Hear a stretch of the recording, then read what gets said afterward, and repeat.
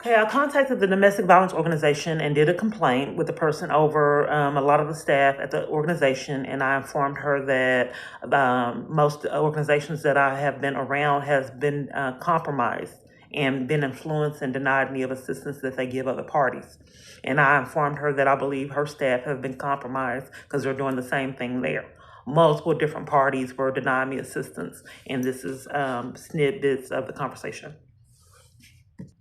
Get it back to you and get that finished. Okay, so as far as the strategy for getting the protection order, since all the legal representation was denied? All of the strategies for a protective order have been done. We have exhausted all that we can do. She hasn't done anything. I'm trying, I reached out to you. Referrals. Okay, but does she have any information on other avenues to get a protection order?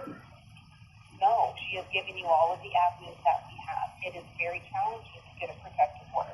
There has to be actual police reports. You have to be in the same county, the same city as the abuser. If he is not here, they probably will not give a protective order because he's not physically around you right now. But I mean, just all the strategies. All of the options for a protective order, and that is all we can do now.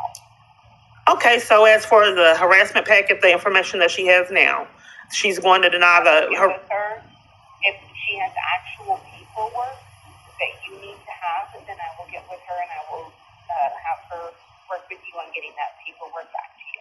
Okay, but as far as the strategies, she has given you an avenue, and you have talked to someone else who's trying to help. that's why I called. This is how I get treated. For years, I called you to let you know that I was not getting all the assistance that you guys offer. That's why I reached out to you. I know, and I know that it's very frustrating. I'm not able to speak.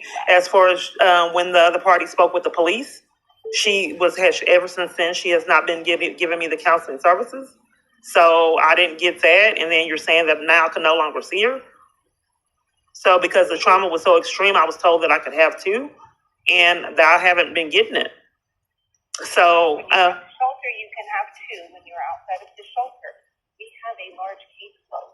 I cannot. Everybody has seen other. She hasn't been. She said the only thing that she could talk to me about was mental health. And that is not accurate because she and I have discussed it. Oh, so she changed it? We cannot help with mental health. That is not something we can do.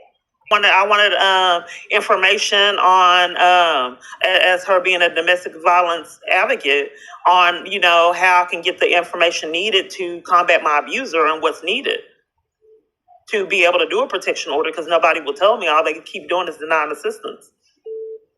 Okay, when you say combat your abuser, what's that? I just like, if there's additional information that's needed, what's needed.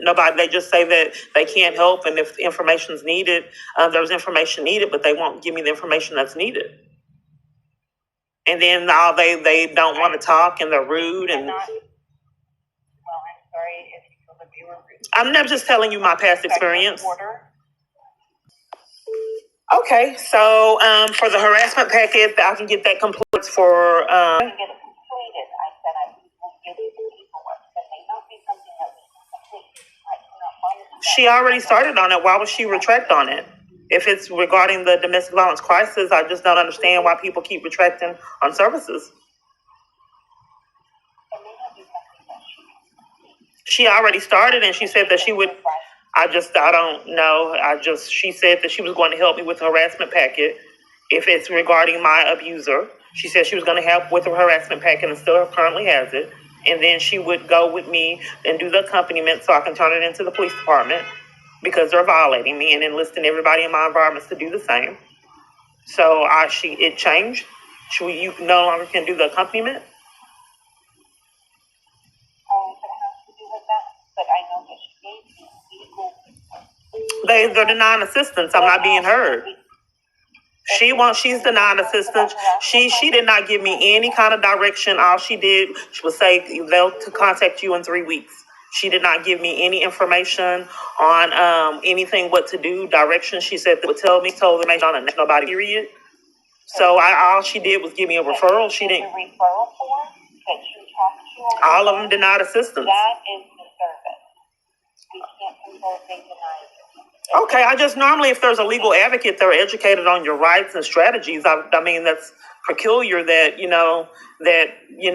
multiple different parties didn't want me to get assistance there, and then I reached out to other counselors and they wouldn't help. I have texts from right now for someone that counseled, multiple ones different counsel when I was at a real stressful point, and I have text messages now asking her to reschedule, and she wouldn't.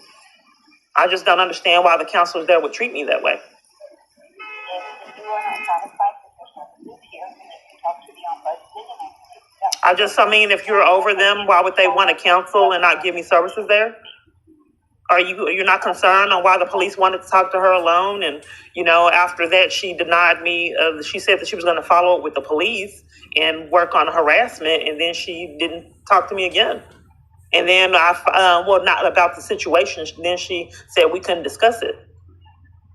So you're not concerned as being a director on why people did not want to work with me, and after knowing that there's police corruption and my abuser controlling the police department. The services I can offer you to the ombudsman, and I can give referrals to other advocacy agents. Okay, I think that some people are probably compromised because this isn't. I repeatedly get mistreated like this and don't get other services, and the people they want their strategy and their alibis. These are the services that I offer you, not the services that are in their job description. And then when I repeatedly tell people about misconduct, they don't care, and it's their job task to. Give you the phone number to the ombudsman and for another advocate. I just don't. If you're over these people, why aren't you concerned that they're denying me assistance, and you know that there's police corruption, and But if you're not concerned about it, that's why they're doing it. Okay. And what's the number to the ombudsman?